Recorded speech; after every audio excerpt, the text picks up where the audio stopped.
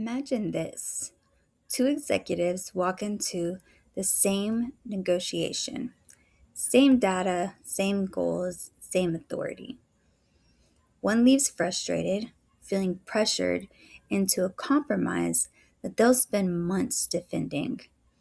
The other leaves confident, having strengthened relationships, protected long term value, and achieved outcomes that quietly exceed expectations. The difference wasn't leverage, the difference was how they negotiated. Today, I want to talk about the art of negotiation for executives not as a sales tactic or a conflict tool, but as a core leadership skill that shapes culture, trust, and long term success.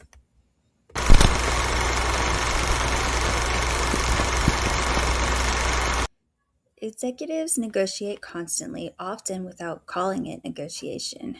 You negotiate resources with stakeholders, expectations with boards or senior leadership, change initiatives with employees, priorities with time, budgets, and capacity. At the executive level, negotiation is no longer about winning, it's about aligning interests, preserving relationships, and exercising influence without authority. One of the most important shifts that I learned is this: power in negotiation doesn't come from position, it comes from preparation, empathy, and clarity.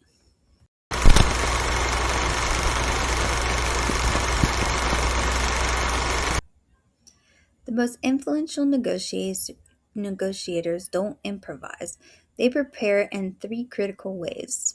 They know their BATNA. Your best alternative to a negotiated agreement is your safety net.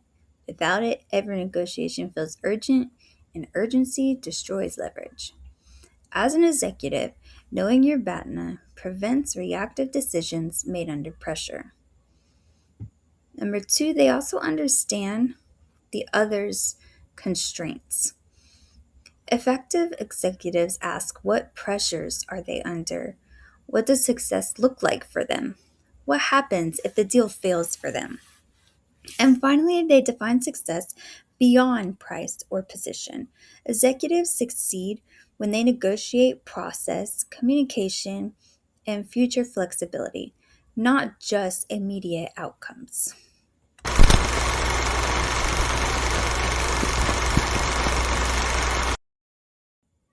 One of the most powerful negotiation skills is emotional discipline. Early in my leadership experience, I learned this the hard way. A tense negotiation began to feel personal. Tone sharpened, defensiveness increased, and process stalled. The turning point came when I reframed one question: what problem are we actually trying to solve together? Separating the person from the problem allows executives to de escalate conflict, preserve dignity, keep negotiations productive, even under tension. Executives who master this skill lead negotiations that feel collaborative, not combative.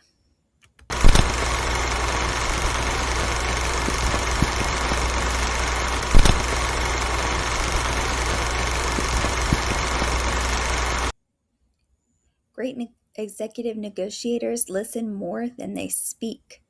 They use questions intentionally. Help me understand what matters most here. What constraints are you working under that I should be aware of? What would success look like from your perspective? These questions do two things. They uncover hidden interests. They shift negotiations from positions to possibilities. Influence increases when the other party feels heard, not managed.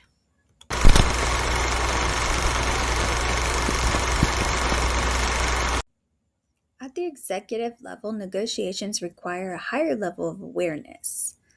Skill one would be long term thinking.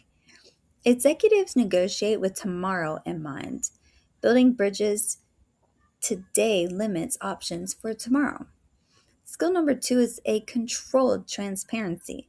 Strategic leaders share enough to build trust, but not enough to lose leverage. And skill 3, knowing when to walk away.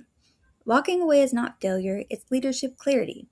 The confidence to say, that doesn't align with our values or objectives is one of the strongest negotiation positions an executive can have.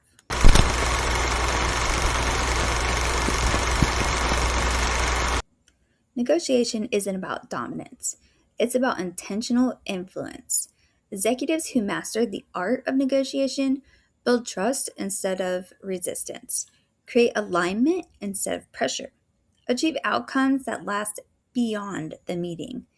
The question isn't whether you negotiate as a leader, the question is whether you do it by design or by default. Thank you very much.